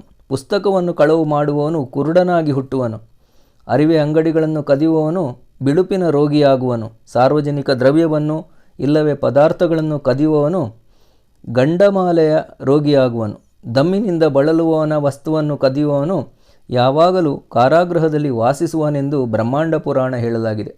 ಎರಡನೆಯವರ ದ್ರವ್ಯವನ್ನು ಅಪಹರಿಸುವವನು ಎರಡನೆಯವರ ಠೇವು ಇಲ್ಲವೇ ಎರಡನೆಯವರಿಗೆ ಕೊಟ್ಟ ದಾನವಸ್ತುವು ಭೂಮಿ ಮುಂತಾದುವನ್ನು ಅಪಹರಿಸುವವನು ಮತ್ತು ಎರಡನೆಯವರನ್ನು ದ್ವೇಷಿಸುವವನು ಮಕ್ಕಳಿಲ್ಲದಾಗುವನು. ಅನ್ನವನ್ನು ಕಳವು ಮಾಡಿದವನು ಗುಲ್ಮವ್ಯಾಧಿಯುಳ್ಳವನಾಗುವನು. ಧಾನ್ಯ ಕಳವು ಮಾಡುವವನು ರಕ್ತಮಯವಾಗಿ ದುರ್ಗಂಧ ಶರೀರವುಳ್ಳವನಾಗಿ ಹುಟ್ಟುವನು. ಎಣ್ಣೆಯನ್ನು ಕಳವು ಮಾಡಿದವನ ಶರೀರವು ದುರ್ಗಂಧವುಳ್ಳದ್ದಾಗಿ ಅಸಹ್ಯವಾಗಿರುವುದು. ಎರಡನೆಯವರ ಸ್ತ್ರೀ, ಎರಡನೆಯವರ ವಸ್ತು ಮತ್ತು ಬ್ರಾಹ್ಮಣರ ದ್ರವ್ಯವನ್ನು ಅಪಹರಿಸುವವನು ಬ್ರಹ್ಮರಾಕ್ಷಸ ಜನ್ಮವನ್ನು ಹೊಂದುವನು. ಮತ್ತು ಮಾಣಿಕ್ಯ ರತ್ನಗಳನ್ನು ಕದಿಯುವ ಮನುಷ್ಯನು ನಿಶ್ಚಿತವಾಗಿ ಹೀನ ಕುಲದಲ್ಲಿ ಜನ್ಮ ಹೊಂದುವನು. ಹೂವು ಕಾಯಿಪಲ್ಯಗಳನ್ನು ಕದಿಯುವುದು ಹೆಚ್ಚಾಗಿ ಮೈತುಂಬ ಹುರುಕಿನ ರೋಗವುಳ್ಳವನಾಗುವನು ಮತ್ತು ರಕ್ತವನ್ನು ಕುಡಿಯುವ ಚಿಕ್ಕಾಡಾಗಿ ಜನ್ಮ ಹೊಂದುವನು. ಕಂಚು, ಕಬ್ಬಿಣ, ಹತ್ತಿ ಮತ್ತು ಉಪ್ಪುಗಳನ್ನು ಕದಿಯುವನು ಶ್ವೇತಕುಶಿಯಾಗಿ ಕೊನೆಗಾಣುವನು. ಅದಕ್ಕಾಗಿ ವಿಚಾರ ಮಾಡಿ ವರ್ತಿಸಬೇಕು. ದೇವರ ದ್ರವ್ಯವನ್ನು ಅಪಹರಿಸುವವನು, ದೇವರ ಕಾರ್ಯವನ್ನು ನಾಶಗೊಳಿಸುವವನು, ತಿನ್ನಬಾರದ್ದನ್ನು ತಿನ್ನುವವನು ಪಾಂಡುರೋಗಿಯಾಗುವನು. ಹಣ್ಣುಗಳನ್ನು ಕದಿಯುವವನು ಕುರೂಪಿಯಾಗುವನು. ಎರಡನೆಯವರು ಹುಗಿದಿಟ್ಟ ದ್ರವ್ಯವನ್ನು ಕದಿಯುವವನು ಯಾವಾಗಲೂ ಶೋಕ ಹೊಂದುವನು. ಆಕಳು ದನಕಳು ಮಾಡುವವನು ಒಂಟೆಯ ಜನ್ಮ ಹೊಂದುವನು. ಹಣ್ಣು ಕದಿಯುವವನು ವನಚರನು, ನೀರು ಕದಿಯುವವನು ಕಾಗೆಯು, ಮನೆಯ ಪಾತ್ರೆ ಮೊದಲಾದವುಗಳನ್ನು ಕದಿಯುವವನು ಸಹ ಕಾಗೆಯ ಜನ್ಮ ಹೊಂದುವನು. ಜೇನು ಕದಿಯುವವನು ಹದ್ದಾಗಿಯೂ, ಆಕಳ ಹಾಲು ಕದಿಯುವವನು ಕುಷ್ಠರೋಗಿಯೂ ಆಗುವನು. ಶ್ರೀ ಗುರುಗಳ ಪತಿತನವನ್ನು ಕುರಿತು ಮೇಲೆ ಹೇಳಿದಂತಹ ಕಳವಿನ ದೋಷಗಳನ್ನು ಮಾಡುವವರು ಅವುಗಳಿಗೆ ಹೇಳಿದಂತಹ ಜನ್ಮಗಳನ್ನು ಹೊಂದುವರು. ಇನ್ನು ಶಾಂತಿ ಪರ್ವದಲ್ಲಿ ಹೇಳಲಾದ ವ್ಯಭಿಚಾರದ ಪ್ರಕರಣವನ್ನು ಹೇಳುವೆನು. ಪರಸ್ತ್ರೀಯರನ್ನು ಆಲಂಗಿಸಿದವನು 100 ಜನ್ಮಗಳವರೆಗೆ ನಾಯಿ ಆಗುವನು. ಅನಂತರ ಸರ್ಪಜನ್ಮ ಹೊಂದಿ ದುಃಖವನ್ನು ಭೋಗಿಸುವನು. ಕಣ್ಣಿನಿಂದ ಪರಸ್ತ್ರೀಯಳ ಯೋನಿಯನ್ನು ಕಂಡವನು ಕುರುಡನಾಗಿ ಹುಟ್ಟುವನು. ಬಂಧುವಿನ ಹೆಂಡತಿಯೊಡನೆ ಸಂಗ ಮಾಡುವವನು ಕತ್ತೆಯ ಜನ್ಮವನ್ನು ಹೊಂದುವನು. ಆ ಜನ್ಮವನ್ನು ಬಿಟ್ಟ ಮೇಲೆ ಹಾವಿನ ಹೊಟ್ಟೆಯಲ್ಲಿ ಹುಟ್ಟುವನು. ಮತ್ತೆ ನರಕವನ್ನು ಸೇರಿ ಹಲವು ಬಗೆಯ ಕಷ್ಟಗಳನ್ನು ಅನುಭವಿಸುವನು. ಮಿತ್ರನ ಹೆಂಡತಿಯೊಡನೆ ಮತ್ತು ಸೋದರ ಮಾವನ ಹೆಂಡತಿಯೊಡನೆ ಸಂಪರ್ಕ ಬೆಳೆಸುವವನು ನಾಯಿಯ ಜನ್ಮವನ್ನು ಹೊಂದುವನು. ಪರಸ್ತ್ರೀಯರ ಮುಖವನ್ನು ನೋಡಕೂಡದೆಂಬ ನಿಯಮವು, ಆದರೆ ಕೆಟ್ಟ ಬುದ್ಧಿಯಿಂದ ನೋಡುವವನು ಕಣ್ಣಿನ ದೋಷವುಳ್ಳವನಾಗುವನು. ತಾನು ಶೂದ್ರ ವರ್ಣದವನಾಗಿದ್ದು ಬ್ರಾಹ್ಮಣ ಸ್ತ್ರೀಯರೊಡನೆ ರತಿ ಮಾಡುವವನು ಇವರಿರುವರು ಕ್ರಿಮಿಗಳಾಗಿ ಜನಿಸುವರೆಂದು ನಿಶ್ಚಿತವಾಗಿ ನಂಬಬೇಕು. ಯಾವಾಗಲೂ ಶೂದ್ರರೊಡನೆ ಸಂಪರ್ಕ ಮಾಡುತ್ತಾ ಅವರ ಸ್ತ್ರೀಯರೊಡನೆ ವ್ಯಭಿಚಾರ ಮಾಡುವವನು ನಾಯಿಯಾಗಿ ಜನ್ಮಿಸುವನು. ಇದು ಮಹಾ ದೋಷವೆಂದು ಹೇಳಲಾಗಿದೆ. ಶ್ರೀಗುರುಗಳು ಆ ಪತಿತನಿಗೆ ಇಂತೂ ನಿರೂಪಿಸಿದರು.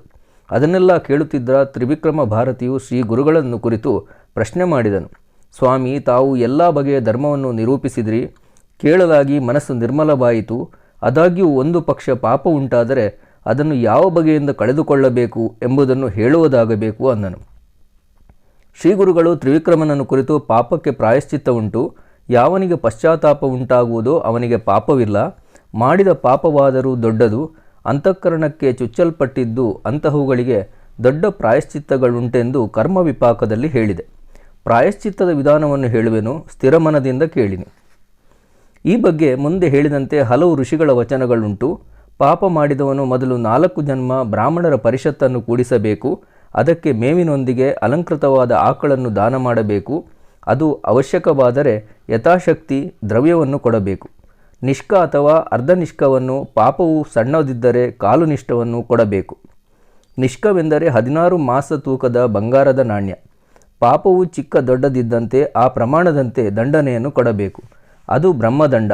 ಅಜ್ಞಾನದಿಂದ ಉಂಟಾದ ಪಾಪವು ಪಶ್ಚಾತ್ತಾಪದಿಂದ ನಾಶವಾಗುವುದು. ಗುರುಸೇವೆಯಲ್ಲಿ ತತ್ಪರನಾದವನನ್ನು ಗುರುವು ಪಾಪದಿಂದ ನಿವಾರಿಸುವನು. ತಿಳಿಯದೆ ಪಾಪವು ಒದಗಿದರೆ ಪ್ರಾಯಶ್ಚಿತ್ತವನ್ನು ಪಡೆಯಬೇಕು. ಅದು 2-3 ಪ್ರಾಣಾಯಾಮಗಳನ್ನಾಗಲಿ ಪುಣ್ಯತೀರ್ಥಗಳಲ್ಲಿ 10 ಸ್ನಾನಗಳನ್ನಾಗಲಿ ಮಾಡಬೇಕು. 3 ಗುಂಜಿ ಭಾರ ಸುವರ್ಣ ಕೊಡಬೇಕು. 2 ಯೋಜನೆಗಳ ತನಕ ನದಿ ತೀರದೊಂದಿಗೆ ತೀರ್ಥಯಾತ್ರೆ ಮಾಡಬೇಕು. ಇವುಗಳಿಂದ ಚಿಕ್ಕ ಪುಟ್ಟ ಪಾತಕಗಳು ಪರಿಹರಿಸುವು. ಸ್ತ್ರೀ ಪುರುಷರಿರುವರಲ್ಲಿ ಯಾರಾದರೊಬ್ಬರು ಪಾಪ ಪುಣ್ಯಗಳನ್ನು ಆಚರಿಸಿದರೂ ಕೂಡ ಅದು ಇಬ್ಬರಿಗೂ ಸಮಾನವಾಗಿ ಅಂಟುವುದು. ಅದಕ್ಕಾಗಿ ಇಬ್ಬರೂ ಪ್ರಾಯಶ್ಚಿತ್ತವನ್ನು ಆಚರಿಸಬೇಕು. ಪ್ರಾಯಶ್ಚಿತ್ತದಲ್ಲಿ ಇನ್ನೊಂದು ಪ್ರಕಾರವಿದೆ. ಅದರಿಂದಲಾದರೂ ಪಾಪವು ದೂರವಾಗುವುದು. 10,000 ಗಾಯತ್ರಿ ಜಪ ಮಾಡಬೇಕಲ್ಲದೆ 12 ಬ್ರಾಹ್ಮಣರಿಗೆ ಊಟ ಹಾಕಬೇಕು. ವೇದ ಮಂತ್ರಗಳಿಂದ 1,000 ತಿಲ ಅಂದರೆ ಎಳ್ಳು ಹವನ ಮಾಡಬೇಕು. ಅದಕ್ಕೆ ಗಾಯತ್ರಿ ಕೃಚ್ರ ಎಂದು ಗುರುಗಳು ತ್ರಿವಿಕ್ರಮನಿಗೆ ಹೇಳಿದರು. ಇನ್ನೊಂದು ವಿಶೇಷವಾದ ವಿಧಿಯುಂಟು. ಅದು ಪ್ರಜಾಪತ್ಯ ಕೃಚ್ರ ಎಂಬುದು.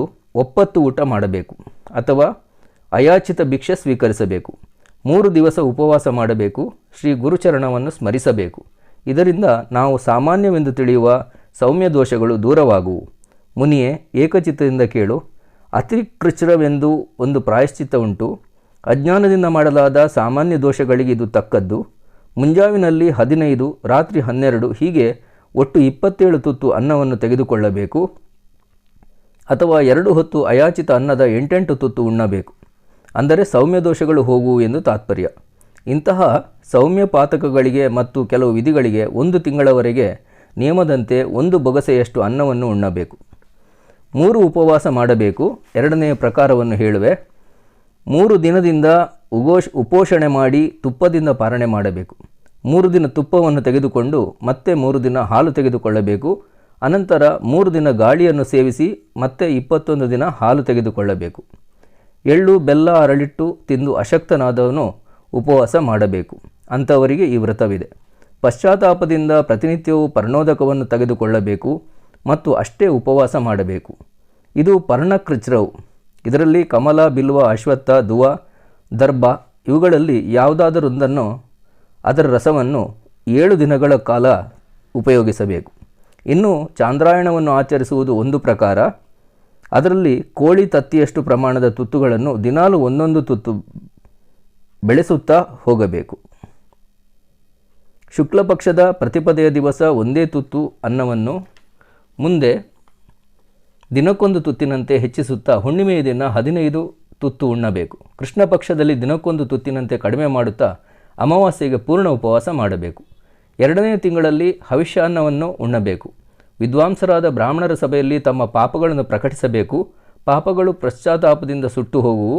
ಇನ್ನು ತೀರ್ಥಕೃಚ್ರವನ್ನು ಹೇಳುವೆ. ವಾರಾಣಸಿ ಶ್ವೇತಪರ್ವತದಂತಹ ಪವಿತ್ರ ಯಾತ್ರೆ ಮಾಡಲು ಮತ್ತು ಸ್ನಾನ ಮಾತ್ರದಿಂದಲೂ ಪಾಪಗಳು ಹೋಗುವು. ಉಳಿದ ತೀರ್ಥಗಳಿಗೆ ಹೋದಾಗ್ಯೂ 1000 ಗಾಯತ್ರಿ ಜಪ ಮಾಡಿದ್ದಾಗ್ಯೂ ಪಾಪಗಳು ಕೂಡಲೇ ಹೋಗುವುದೆಂದು ಅಗಸ್ತ್ಯ ವಚನ ಉಂಟು. ಸೇತುಬಂಧದಲ್ಲಿ ಸಮುದ್ರ ಸ್ನಾನ ಮಾಡಬೇಕು. ಅದರಿಂದ ಗರ್ಭಹತ್ಯೆ, ಕೃತಜ್ಞತೆ ಮೊದಲಾದ ಪಾತಕಗಳು ನಾಶವಾಗುವು. ಶರೀರ ಮನಗಳಿಂದ ಶುಚಿಯಾಗಿ ವಿಧಿಪೂರ್ವಕ 1 ಕೋಟಿ ಗಾಯತ್ರಿ ಮಂತ್ರವನ್ನು ಜಪಿಸಬೇಕು. ತ್ರಿವಿಕ್ರಮನೆ, ಅದರಿಂದ ಬ್ರಹ್ಮಹತ್ಯಾ ಪಾಪವು ನಾಶವಾಗುವುದು. 1 ಲಕ್ಷ ಸಲ ಜಪಿಸುವುದರಿಂದ ಮದ್ಯಪ್ರಾಶನ ಪಾಪವು ಲಯವಾಗುವುದು ಮತ್ತು 7 ಸಲ ಜಪಿಸಿದರೆ ಬಂಗಾರದ ಕಳುವಿನ ಪಾಪವು ಲಯವಾಗುವುದು. ಗುರುವಿನ ಹೆಂಡತಿಯೊಡನೆ ಬೆರೆತ ಪಾಪವನ್ನು ಮಾಡಿದವನು 8 ಲಕ್ಷ ಗಾಯತ್ರಿ ಮಂತ್ರವನ್ನು ಜಪಿಸುವುದರಿಂದ ಪಾಪಮುಕ್ತನಾಗುವನು. ಇನ್ನು ವೇದಾಕ್ಷರಗಳ ಪಠಣದಿಂದ ಪಾಪವು ಎಂತೆಂತಹುದು ದೂರವಾಗುವುದೆಂಬನ್ನು ಹೇಳುತ್ತೇನೆ. ಪವಮಾನ ಸೂಕ್ತವನ್ನು 4 ಸಲ ಪಠಿಸುವುದರಿಂದ ಬ್ರಹ್ಮಹತ್ಯೆ ದೂರವಾಗುವುದು. 1 ತಿಂಗಳವರೆಗೆ ಇಂದ್ರಮಿತ್ರವನ್ನು ಜಪಿಸಬೇಕು ಮತ್ತು ಇವೇ ಸೂಕ್ತಗಳಿಂದ ಸುರಪಾನ ಮೊದಲಾದ ಪಾತಕಗಳು ಹೋಗುವು. ಶುನಪ್ಶೇಪ ಎಂಬ ಸೂಕ್ತದಿಂದ ಬಂಗಾರ ಕಳವಿನ ಪಾಪವು ದೂರವಾಗುವುದು. ಹವಿಷ್ಯಾಂತವಾಗಿ ಪವಮಾನ ಶನ್ಯ ಇಂದ್ರ ಸೂಕ್ತವನ್ನು 1 ತಿಂಗಳವರೆಗೆ ಪಠಿಸಲು ಗುರುತಲ್ಪ ಪಾಪವು ನಾಶವಾಗುವುದು. ಪುರುಷನು ಮಿತಾಹಾರದಿಂದ ಇದ್ದುಕೊಂಡು ನಿತ್ಯವೂ ಪುರುಷ ಸೂಕ್ತವನ್ನು ಪಠಿಸಬೇಕು. 5 ಇಲ್ಲವೇ 6 ತಿಂಗಳಿಗೆ ಪಂಚಮಹಾದೋಷಗಳು ನಾಶವಾಗುವು. ತ್ರಿಮಧು ಎಂಬ ಹೆಸರಿನ ಮಂತ್ರಸೂಕ್ತವನ್ನು, ತ್ರಿಪರ್ಣ ಸೂಕ್ತವನ್ನು ನಿಶ್ಚಿಂತ ಮನದಿಂದ ಜಪಿಸಬೇಕು. ಅವೆಲ್ಲ ಪಾತಕಗಳಿಗೂ ಪ್ರಾಯಶ್ಚಿತ್ತವಾಗುವು. ನಾರಾಯಣೋಪನಿಷತ್ತನ್ನು ಭಕ್ತಿಪೂರ್ವಕವಾಗಿ ಜಪಿಸಬೇಕು. ಅದರಿಂದ ಪಂಚಮಹಾಪಾತಕಗಳು ದೂರವಾಗುವು. ತ್ರಿಪದ 3 ಭಾಗವಾಗಿರುವ ಗಾಯತ್ರಿ ಮಂತ್ರವನ್ನು ಅಥವಾ 3 ಸಲ ಅಗಮರ್ಷಣ ಮಂತ್ರವನ್ನು ಯಾವನು ಪಠಿಸುವನೋ ಆತನ 7 ಜನ್ಮಗಳ ಪಾಪಗಳು ದೂರವಾಗುವು.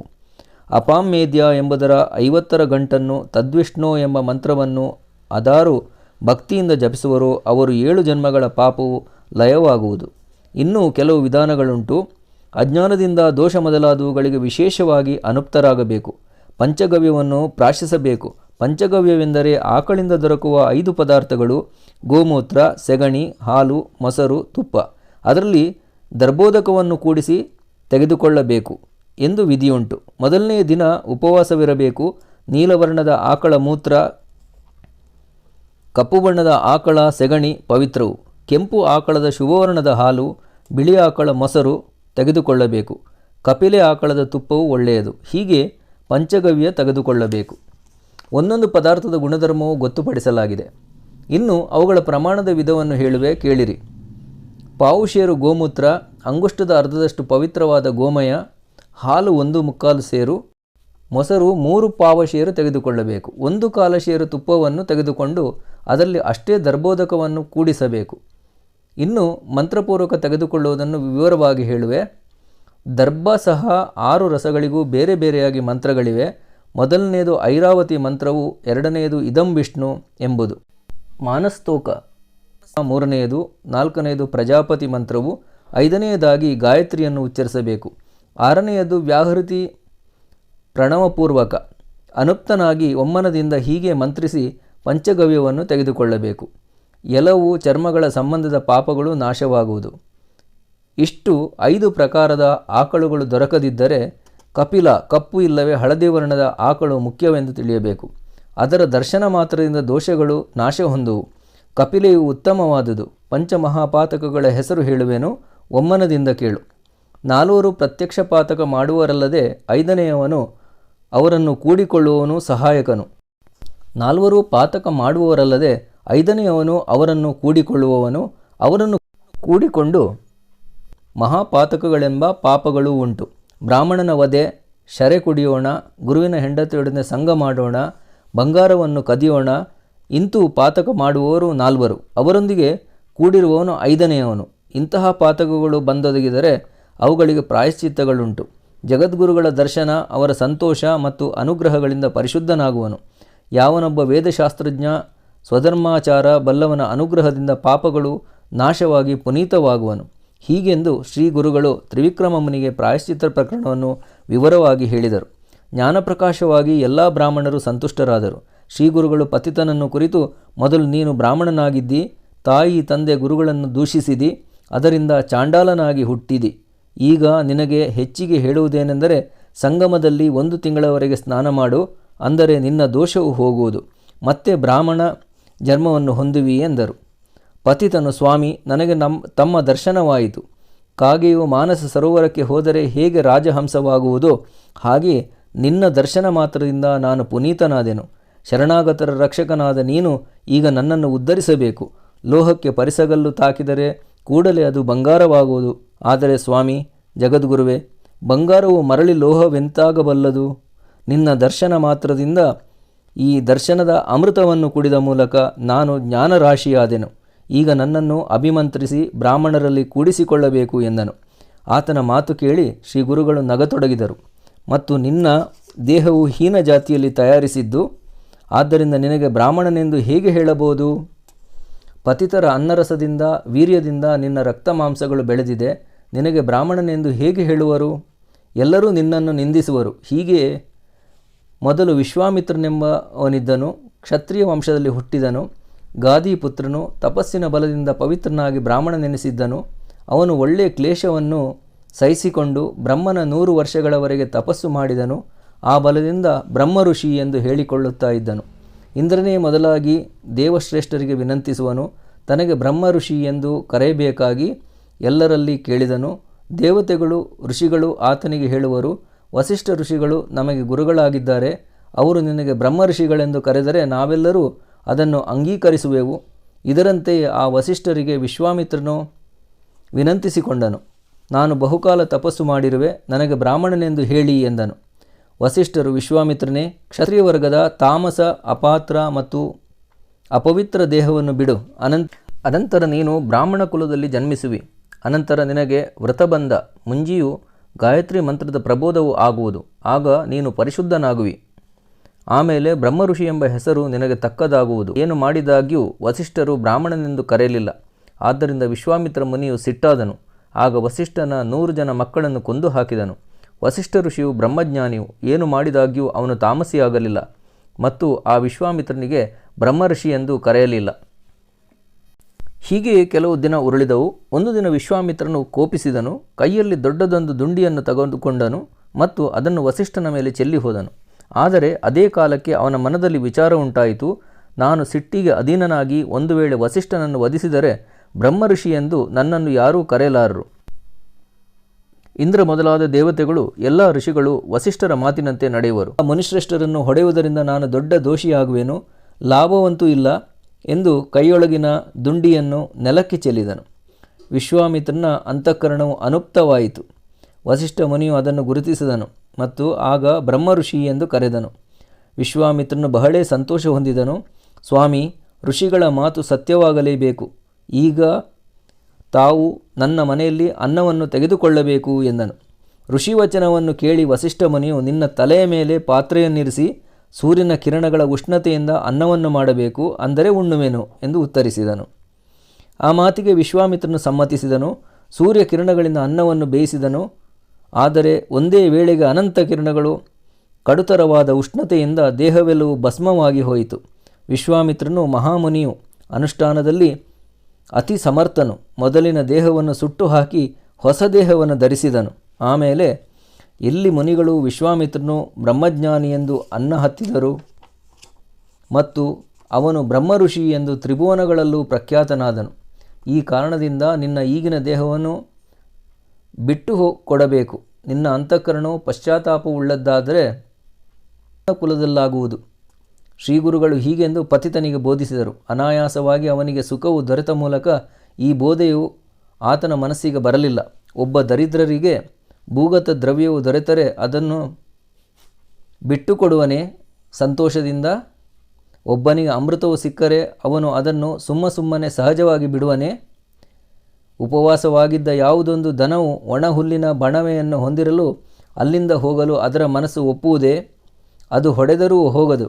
ಅದರಂತೆ ಆ ಪತಿತನಿಗೆ ಜ್ಞಾನವೆಂಬ ದ್ರವ್ಯರಾಶಿಯು ದೊರಕಿತು. ತಾನು ಬ್ರಾಹ್ಮಣನೆಂದು ಹೇಳಿಕೊಳ್ಳ ಹತ್ತಿದನು. ತನ್ನ ಮನೆಗೆ ಹೋಗದಾದನು. ಇಂತಹ ಸಮಯಕ್ಕೆ ಆತನ ಹೆಂಡತಿ ಮಕ್ಕಳು ಅಲ್ಲಿಗೆ ಬಂದರು. ಈತನಿಗೆ ಮಲರೋಗವು ತಗುಲಿದೆ ಎಂದು, ಅದಕ್ಕಾಗಿ ತಾವು ಧಾವಿಸಿ ಬಂದೆವೆಂದು ಹೇಳಿದರು.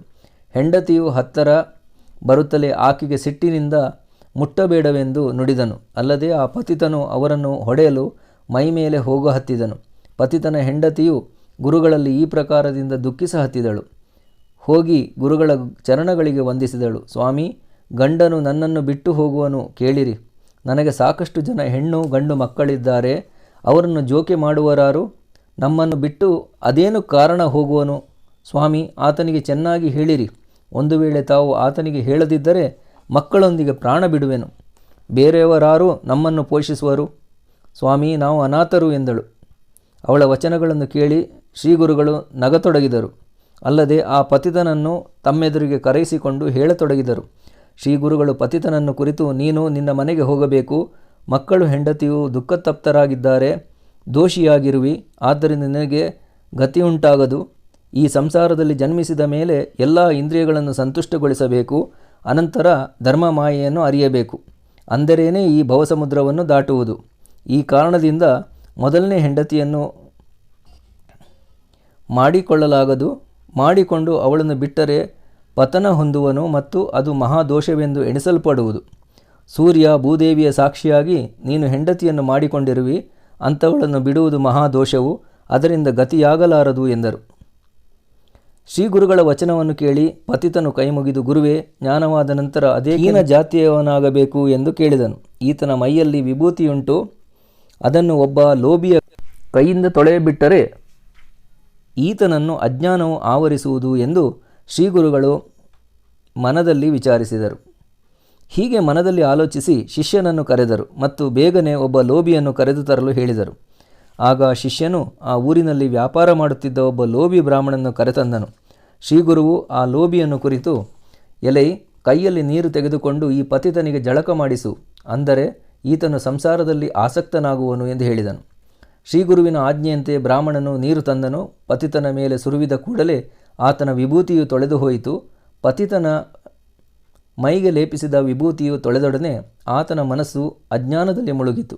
ಹೆಂಡಿರು ಮಕ್ಕಳ ಮೋರೆ ನೋಡಿದನು. ಕೂಡಲೇ ಧಾವಿಸಿ ಅವರ ಹತ್ತಿರ ಹೋದನು. ಮಕ್ಕಳನ್ನು ಆಲಂಗಿಸಿದನು. ನಿಮಗೇನು ಭ್ರಮೆಯುಂಟಾಯಿತೆ? ಇಲ್ಲಿಗೇಕೆ ಬಂದಿರುವಿರಿ? ನೀವು ಬರಲು ಅದಾವ ಕೆಲಸವಿತ್ತು ಎಂದು ಮನದಲ್ಲಿ ವಿಸ್ಮಯಗೊಂಡನು. ಮತ್ತು ಪತಿತನು ತನ್ನ ಮನೆಗೆ ಹೋದನು. ಜನರು ಪೂರ್ವಾಪರ ವೃತ್ತವನ್ನು ಆತನಿಗೆ ತಿಳಿಸಿದರು. ಆದ್ದರಿಂದ ತೀರಾ ಅಚ್ಚರಿಗೊಂಡನು. ಇಷ್ಟೆಲ್ಲ ನಡೆದ ಸಂಗತಿಯನ್ನು ನಾಗರಿಕರು ನೋಡುತ್ತಿದ್ದರು. ಅವರು ವಿಸ್ಮಯಗೊಂಡು, ಆಹಾ, ಇದೆಂತಹ ಅದ್ಭುತವು ಎಂದು ಕೇಳಿದನು. ಗುರುಗಳ ಹತ್ತಿರ ಇದ್ದ ತ್ರಿವಿಕ್ರಮ ಮಹಾಮುನಿಯು ಒಳ್ಳೆ ವಿನಯದಿಂದ ಗುರುಗಳನ್ನು ಕೇಳಿದನು. ಆ ಸಂಗತಿಯನ್ನು ಶ್ರೋತೃಗಳು ಏಕಚಿತ್ತದಿಂದ ಕೇಳಬೇಕು. ತ್ರಿವಿಕ್ರಮನು ಗುರುಗಳನ್ನು ಕುರಿತು, ಸ್ವಾಮಿ, ನನ್ನ ಮನದಲ್ಲಿ ಒಂದು ಸಂಶಯವು ತಲೆ ಎತ್ತಿದೆ. ಕೃಪೆಯಿಂದ ಅದನ್ನು ನಿವಾರಿಸಬೇಕು. ವಿನಂತಿಯನ್ನು ಕೇಳಿಕೊಳ್ಳಬೇಕು. ಜಾತಿಹೀನನು ಮಹಾಪತಿತನು. ಆತನಿಗೆ ಸ್ವಾಮಿಗಳು ಜ್ಞಾನವನ್ನು ಕೊಟ್ಟಿರಿ. ಆದರೆ ಮೈ ತೊಳೆದ ಕೂಡಲೇ ಆತನ ಜ್ಞಾನವೇಕೆ ಹೋಗಬೇಕು? ವಿಸ್ತರಿಸಿ ಕೃಪೆಯಿಂದ ನಮಗೆ ನಿರೂಪಿಸುವುದಾಗಬೇಕು. ಹೀಗೆಂದು ಭಾವಭಕ್ತಿಯಿಂದ ಗುರುಗಳ ಚರಣವನ್ನು ಹಿಡಿದುಕೊಂಡನು. ಇಂತು ತ್ರಿವಿಕ್ರಮ ಯತಿಯು ಕೇಳಿಕೊಳ್ಳಲು ಶ್ರೀ ಗುರುಗಳು ಆತನಿಗೆ ತಗುಲಿದ ವಿಭೂತಿಯನ್ನು ತೊಳೆದ ಕೂಡಲೇ ಜ್ಞಾನವು ಹೊಳೆಯಿತು. ಹೀಗೆ ವಿಭೂತಿಯ ಮಹಿಮೆಯುಂಟು. ಮಹಾತ್ಮರ ಕೈ ಮುಟ್ಟುವಿಕೆಯಿಂದ ಪ್ರಪಂಚವು ಪರಬ್ರಹ್ಮವಾಗುವುದು. ಭಸ್ಮಮಯವು ಅಪಾರವಾಗಿದೆ ಎಂದರು. ಶ್ರೀ ಗುರುಗಳ ವಾಕ್ಯವನ್ನು ಕೇಳಿ ತ್ರಿವಿಕ್ರಮ ಮಹಾಮುನಿಯು, ದೇವ, ಗುರುಶಿರೋಮಣಿಯೇ, ಭಸ್ಮ ಮಹಿಮೆಯನ್ನು ನಿರೂಪಿಸುವುದಾಗಬೇಕು ಎಂದು ವಿನಂತಿಸಿದನು. ಶ್ರೀ ಗುರುಗಳು ತ್ರಿವಿಕ್ರಮನಿಗೆ ಭಸ್ಮ ಮಹಾತ್ಮ್ಯವನ್ನು ವಿಸ್ತರಿಸಿ ಹೇಳಿದರು. ಅದನ್ನು ಏಕಚಿತ್ತದಿಂದ ಕೇಳಿಕೋ ಎಂದು ಸಿದ್ಧನು ಶಿಷ್ಯನಿಗೆ ಹೇಳಿದನು. ಕೇಳಲು ಮನೋಹರವಾದದ್ದು ಮತ್ತು ಎಲ್ಲ ಬಯಕೆಗಳನ್ನು ಪೂರ್ಣ ಮಾಡಿ ಕೊಡತಕ್ಕದ್ದು ಆಗಿದೆ ಗುರುಚರಿತ್ರೆಯು. ಅದರ ವಿಸ್ತಾರವನ್ನು ಸರಸ್ವತಿ ಗಂಗಾಧರನು ಹೇಳುತ್ತಾನೆ. ಗಮನತರವಾದ ಕಥೆಯನ್ನು ಸಿದ್ಧನು ವಿಸ್ತರಿಸಿ ಹೇಳುವನು. ಅದನ್ನೇ ಗುರುದಾಸನಾದ ಸರಸ್ವತಿಯು ಮಹಾರಾಷ್ಟ್ರ ಭಾಷೆಯಲ್ಲಿ ಹೇಳಿದನು. ಇತಿ ಶ್ರೀ ಗುರುಚರಿತಾಮೃತೆ ಪರಮಕಥಾಕಲ್ಪತರೌ ಶ್ರೀ ನೃಸಿಂಹ ಸರಸ್ವತ್ಯುಪಾಖ್ಯಾನೆ ಸಿದ್ಧನಾಮಧಾರಕ ಸಂವಾದೆ ಕರ್ಮ ವಿಶಾಖ ಕಥನಂ ನಾಮ ಅಷ್ಟವಿಂಶೋಧ್ಯಾಯ. ಸ್ನೇಹಿತರೆ, ಇವತ್ತು ಶ್ರೀ ಗುರುಚರಿತ್ರೆಯ 27ನೆಯ ಮತ್ತು 28ನೆಯ ಅಧ್ಯಾಯವನ್ನು ಎರಡನ್ನೂ ನೀವು ವೀಕ್ಷಿಸಿದಿರಿ ಹಾಗೂ ಆಲಿಸಿದಿರಿ. ಮುಂದಿನ ವಿಡಿಯೋದಲ್ಲಿ ಸಿಗೋಣ.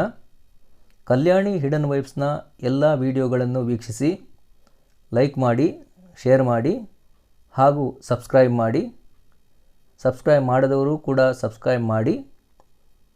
ಧನ್ಯವಾದಗಳು. ನಮಸ್ಕಾರ.